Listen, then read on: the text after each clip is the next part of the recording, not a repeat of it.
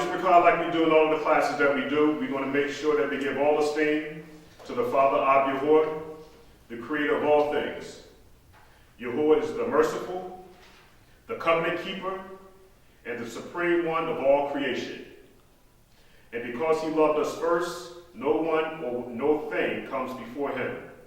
And finally, Yahuah, sent himself in the physical manifestation of Yahusha. Again, Yahuah sent himself in the physical manifestation of Yahusha. And what we're going to do is prove all things, and we're going to go first to the book of Yahuah, 1 John. And we're going to start at the 4th chapter, verses 8 through 11. And again, we just want to make sure that we all understand the Father, the Son, and the Father actually sending his Son, which was the physical manifestation of himself, the Father of Yahuah. This is what I found very important, Mr. Khan. It says, because Elohim is love, and whoever loveth not, do not know Elohim. Verse 9. By this was the love of Elohim towards us made known, because Elohim sent his only begotten Son into the world, that we might have, that by him might live, that we by him might live. Verse 10. And this is love. It was not that we loved Elohim, but that Elohim loved us, and sent his Son, a propitiation for our sins. My beloved, if Elohim so loved us, we also ought to love one another. So it gets no more defined than that and explains to us exactly what is love.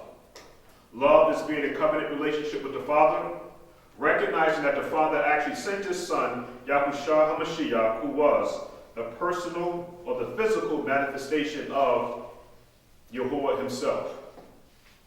We're going to now go to the book of John. The book of John. And we're going to the 14th chapter. 14th chapter. I know we talk about love a lot. What is love? We talk about a lot the redemptive role of the Mashiyach. And so this now should be like second nature to us. There should be no problem with us understanding the redemptive role of the Mashiyach and how the Father actually sent his Son, the Mashiyach, to actually be that atoning sacrifice for us. And that the Father first loved us. And so being that the Father loved us first, it is our responsibility to pay all diligence to the Father for all the great things that he had done for us. John the 14th chapter. John the 14th chapter will be verses 5 through 10. 5 through 10. Thomas said to him, the Mashiyach, our sovereign, we know not whither thou goest, and how can we know the way? That's going to be very important. And how can we know the way? The Mashiyach said unto him, I am the way. So one, the Mashiyach is the way, he is the truth, and he is the life. No one cometh unto my Father, our Father, but by the Mashiyach. If you had known me, you would also have known my Father. And henceforth you know him and have seen him. Verse 9, the Mashiyach said unto him, have I been all this time with you, and hast thou not known me, Philip? He that seeth me, seeth the Father. And how sayest thou, show us the Father? Believest thou not that I am in my Father, and my Father in me? And the words which I speak not from myself, but my Father who dwelleth in me. He doeth these works. Believe that I am in my Father, and my Father in me, and if not, believe at least on account of the works. So I pray that everybody got a good understanding of John, Yahuah, the 14th chapter, verses 5 through 10. And what I found interesting about this whole conversation here is that Thomas asked the Mashiyach, how can we know the way? All right? How can we know the way? And we know that the way is through the Mashiyach. Right? That's the way.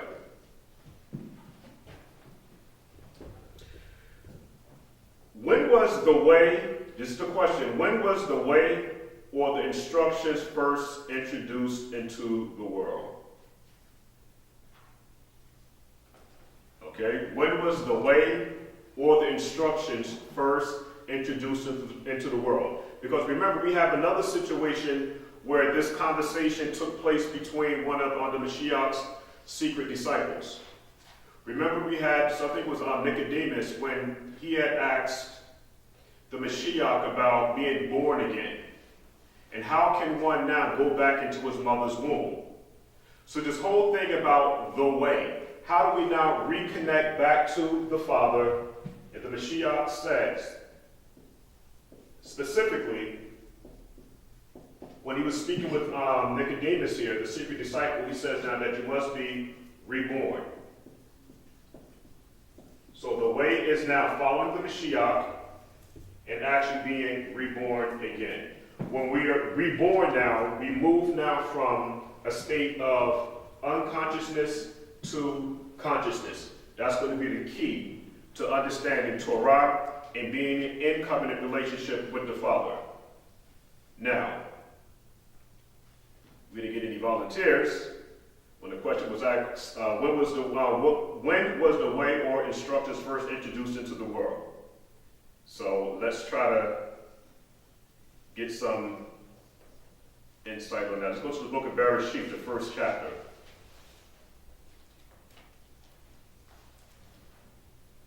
First chapter.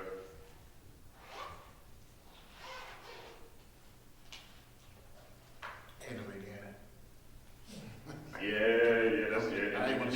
In the beginning, but there's something specific that I'm looking for here. When they was told not to eat that from that tree. When they was told not to eat from the tree. Elohim created all the time. What chapter did you say? For the way. We go to the book of Genesis. Okay. Or was when he created the light. He saw that it was good. The word is or. Which, is that what you're looking for? Okay, we're going to go to the book of Genesis, book of Bereshit, the first chapter. And we're going to start the verses, particularly 2 and 3.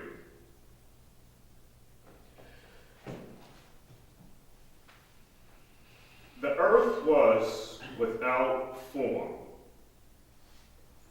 So we have now, at this particular point, because we're talking about moving from unconsciousness to consciousness. So the word form is the Hebrew word. I'm going to have to write this down because I want to make sure everybody, because we talked about this a lot of times before. The word form, without form, we have the word tohu.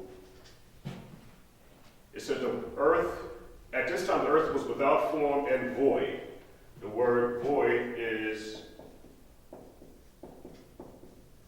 bohu. And darkness is the Hebrew word kashek, or kashak.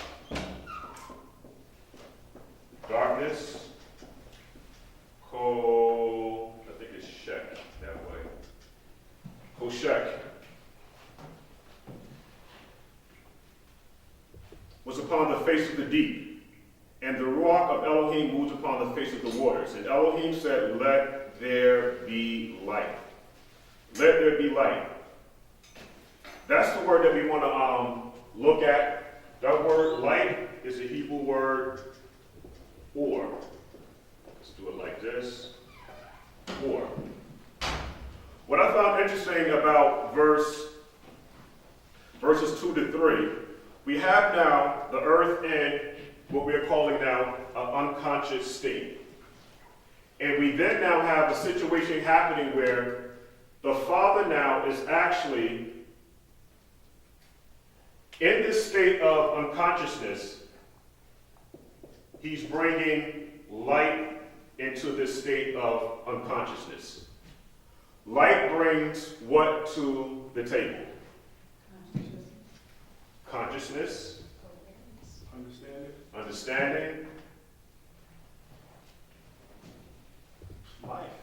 Life. Okay, no problem. Everything is good. From the beginning, divine principle is taught. And that divine principle was actually the light. That was the light that lighted the whole world. And the light actually, again, brings consciousness to the world, because we see now prior to that that the earth was actually now in tohu and bohu, which is void and darkness. So from the beginning, divine principle is taught. The earth and her inhabitants had lost consciousness. And that's going to be very important, because if someone was to ask you, from what we're reading here in the book of Genesis, from the beginning, was there unconsciousness or was there consciousness from the very beginning? If someone would just ask you. Unconsciousness. Right, so unconsciousness was from the very beginning. My argument is that being that the Father is the creator of all things, that the first state of order was always consciousness. Always. What happened is that the earth became void. Okay, tohu and bohu. And so that's the same situation now that we're going to also see with the state of man. Man started in a state of, would you say, consciousness or unconsciousness? Consciousness. Okay. We get into it. Man started off in a state of unconsciousness, not consciousness. It's not until the Father actually breathed into the man, where the man then became a living spirit or a living soul, then man became a conscious being. The only thing that we see in regards to light, understanding, right ruling, wisdom, knowledge, and understanding, all of this started now from the very beginning with the Father, with consciousness. Let's go to the book of the book of Yeshayahu, the book of Isaiah, 45 and 12.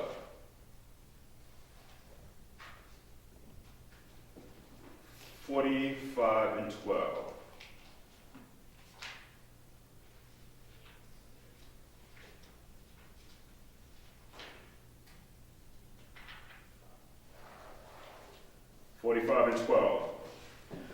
I, Yahuah, have made the earth, and created man upon it.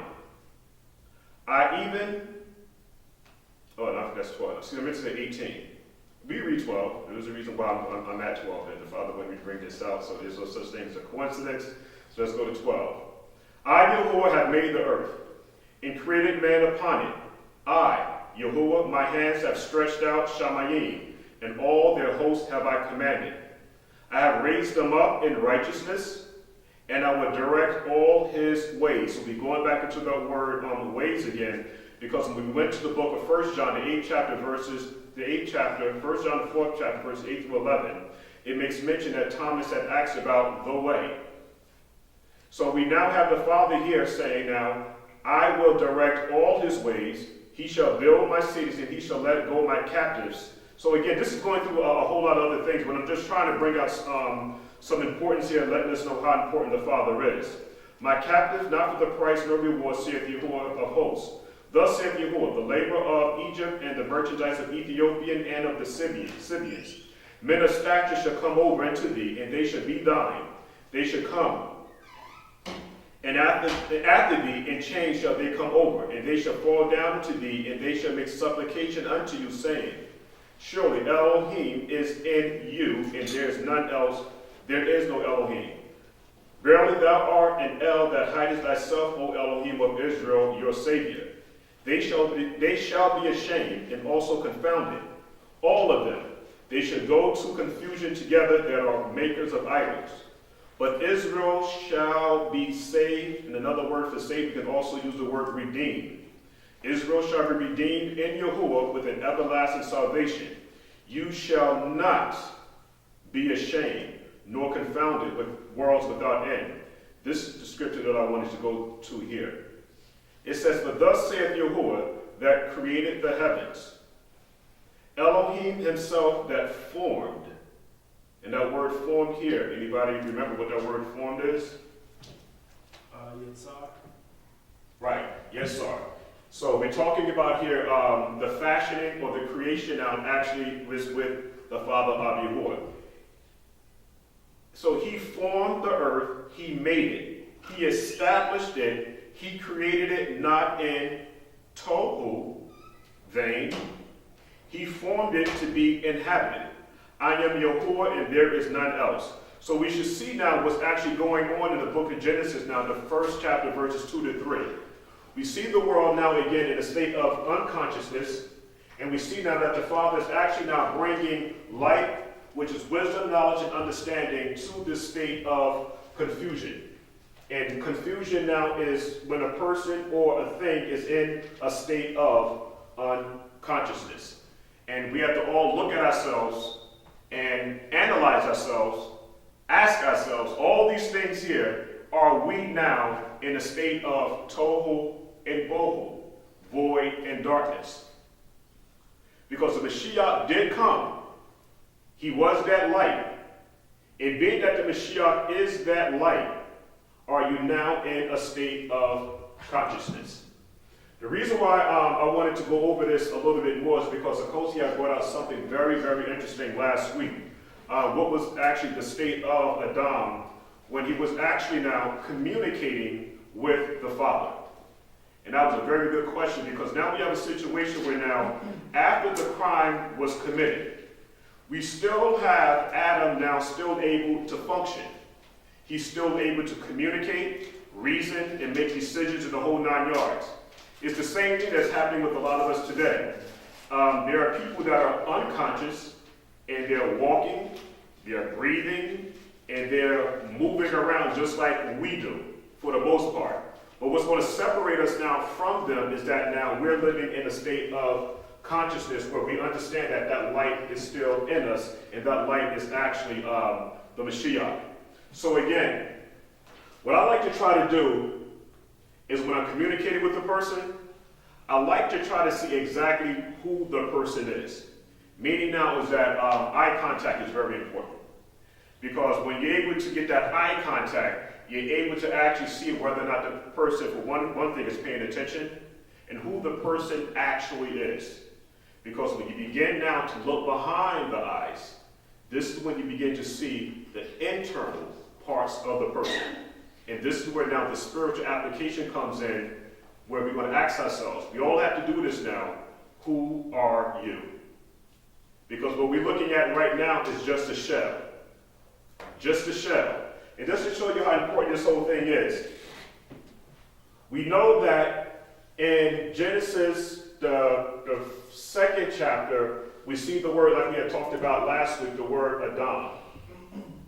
And that word Adam means mankind. Right? Mankind. Then we see something else happening in, I think it's the third chapter, where we see now, we see the, which is the definite article, the man, which is Adam.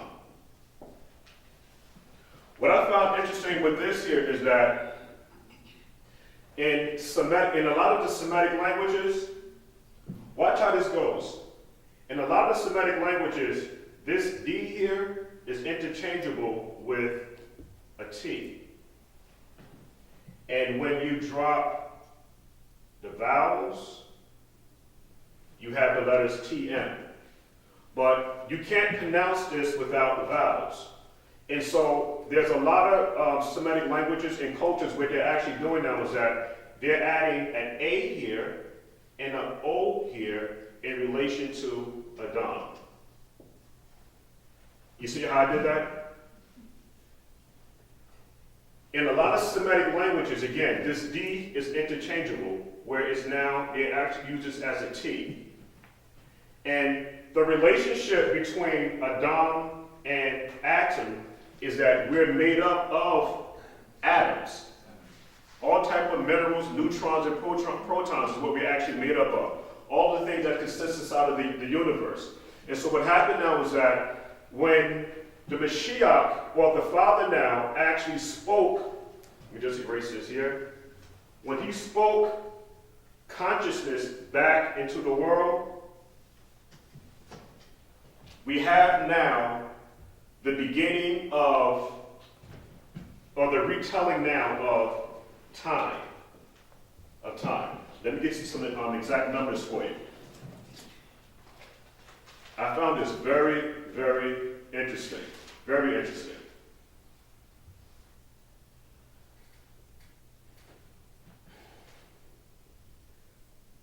Genesis 1 and 4. Let's go here. Because we're talking about this war here. Watch how this works, because I found it really interesting. It says, and Elohim said, let there be light, and there was light. We have now, before this happened, like we had said before, earth was in a situation of unconsciousness, tohu and bohu.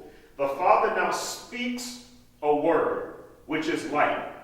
According to modern day science, and I do believe that science has a lot to do with what's happening here, we might not understand it to the fullest, but at some point we're going to have to be able to understand that science and anatomy is also part of the Father's master plan on creating all things. Because we do understand that the first language was mathematics. I mean, it was a numerical system. Our Hebrew alphabet is based upon a numerical system. And we talked about so many times before that it's actually now the human genome is a genetic code. But this is real easy. They have now that light travels in a vacuum at 186,282 miles per second. In miles per hour, that means that it travels now, that light travels in an hour, it travels 616,629. That is very, very, very fast. And this is just an estimate.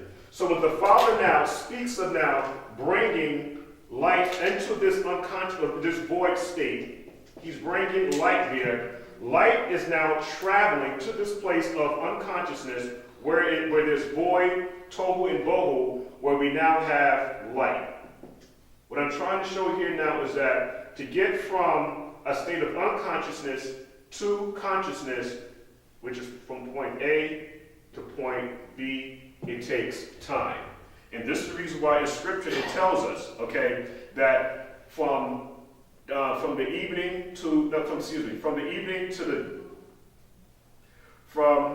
evening to evening was the first day. So we see now this actually took time for this whole thing to happen. Found that very interesting because this is going to all tie in now why Nicodemus had asked the Mashiyach about being reborn again, going back into the birth canal again. All right? We're going to show all of that. Now, the second question, how do we or did we regain consciousness? All right? Question again. How do we or did we regain consciousness? How do we come back into a conscious state? We're going to go to 1 Peter, singular. 1 Peter.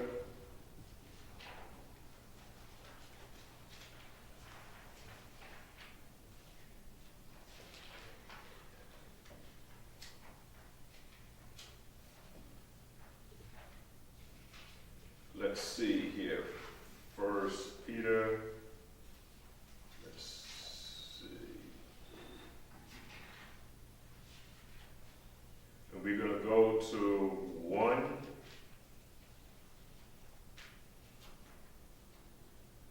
The first chapter.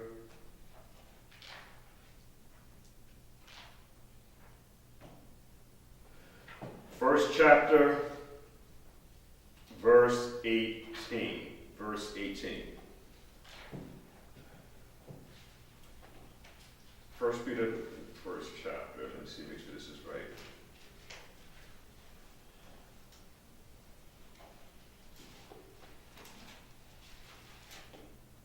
Let me start at verse 16. Verse 15. Okay, verse 13. Okay, 1 Peter's, the first chapter, verse 13. Wherefore gird up your loins of your minds, and be awake perfectly, and wait for the joy. Again, wherefore gird up your loins of your minds. Okay, so we talked about moving from a state of unconsciousness to consciousness, and be awake perfectly, and wait for the joy which shall come to you at the revelation of our Savior, Yahusha Mashiyach. As obedient children, and be you not conversant again with those former lusts, and to be again conversing again with that former lust. Now, he's actually now telling us now not to go back into a state of unconsciousness. As obedient children, and be you not conversing again with those former lusts, with which you lusted when without knowledge, and that was a state of unconsciousness. Be you set apart in all your conduct, as he, Yahuah, is set apart who have called you. Because it is written, be you set apart, even as I am set apart. Even so be you called on the Father, with whom is no respect of persons, and who judgeth everyone according to his deeds. Pass the time of your sojourning with fear, since you know that neither with perishable silver nor with gold you were redeemed. Again, we were not redeemed with silver or with gold from your vain doings, which you had the traditions from our fathers, but with the precious blood of the Lamb, in which is no spot nor blemish, namely the Mashiyach. So again, this is going to be like repetitive. In order to move, in order to be in relationship with the Father, you have to now be in a complete state of consciousness where you leave every single thing that you used to do before behind. If you can't do that, you cannot be a bride to the groom. It's just as easy as that. It's really not complicated, because again, we're going to have to make sure that we understand what this light is. This light that came and shined in darkness. Third question. How did we lose this state of consciousness? Anybody know? How did we lose this? Yes, absolutely, through disobedience. That's how we lost it. Anybody else? Sin. Yeah, sin. Sin is transgression of the law. We leave this up here.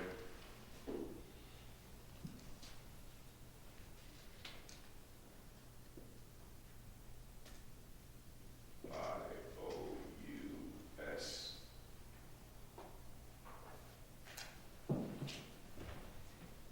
Okay, let's get some scriptures to try to show some of this, all right? Because the reason why we lost consciousness is because of we were trying to reason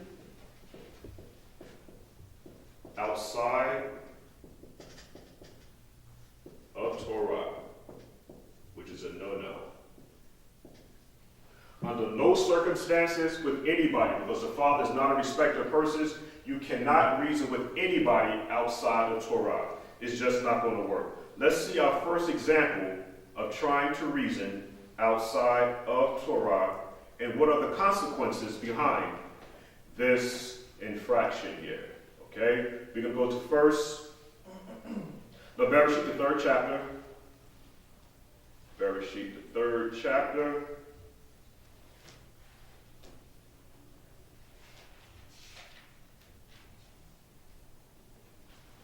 And we're going to start with the infamous verse 1. We're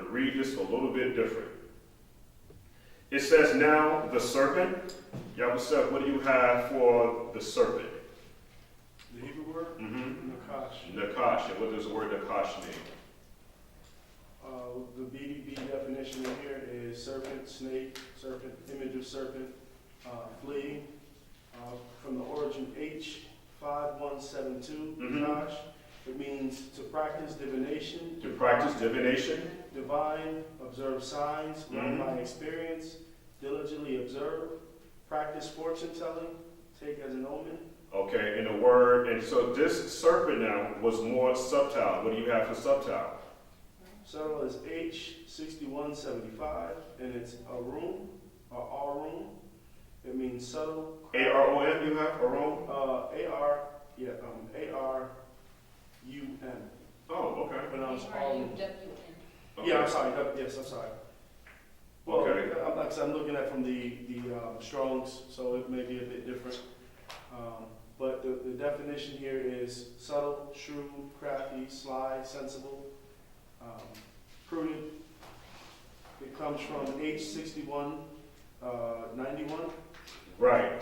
So we have adjusted what's going on here now. So we have a conversation that's going on here now, and we get into the characteristics of this person, this entity that Eve is now dealing with. Okay, now the serpent was more subtle than any beast of the field which Yahuah Elohim had made. And he said unto the woman, Yea, or yes, hath Elohim said, You should not eat of every tree of the garden. So we see now there's a conversation that's going on between the two individuals, and we have now the adversary now starting to reason with the woman.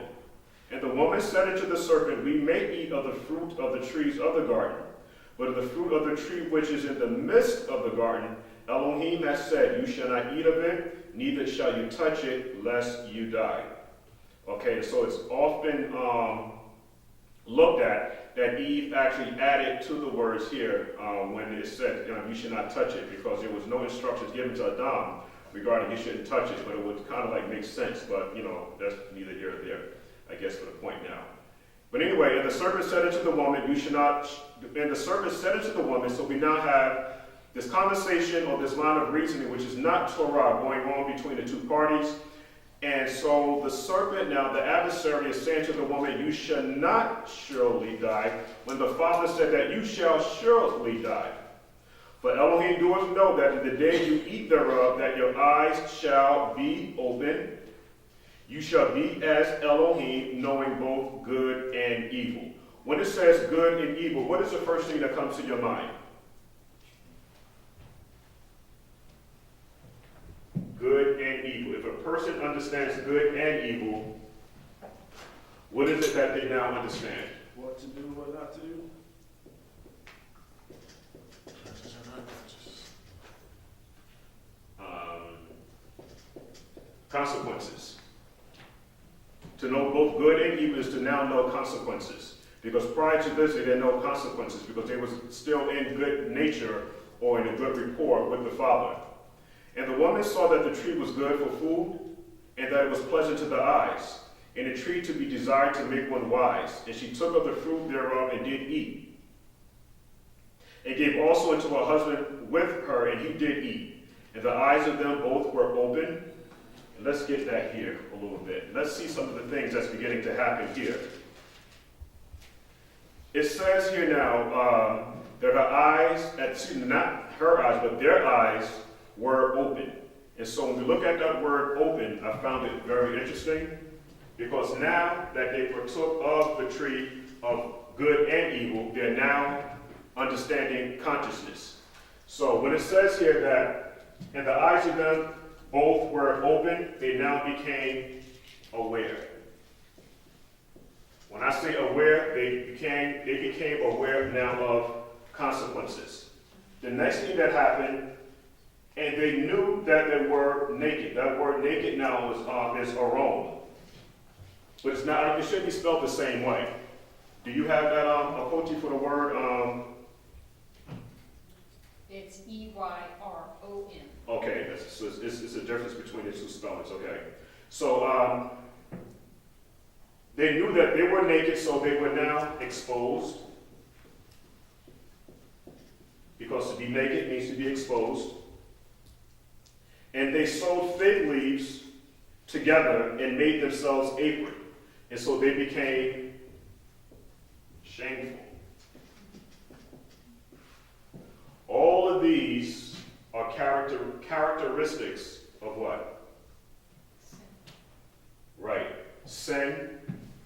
It is also now, Transgression of the law. right, is now in a state of unconsciousness. Because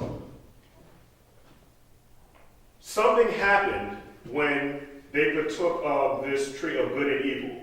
They became aware, their eyes were open, they recognized that they were exposed, so they tried to clothe themselves, and the whole thing now, they became shameful. All these things now are not supposed to be happening when you're now in proper alignment with the Father. These are all negative attributes. Every last one of them. 35, okay, wow. Verse 8.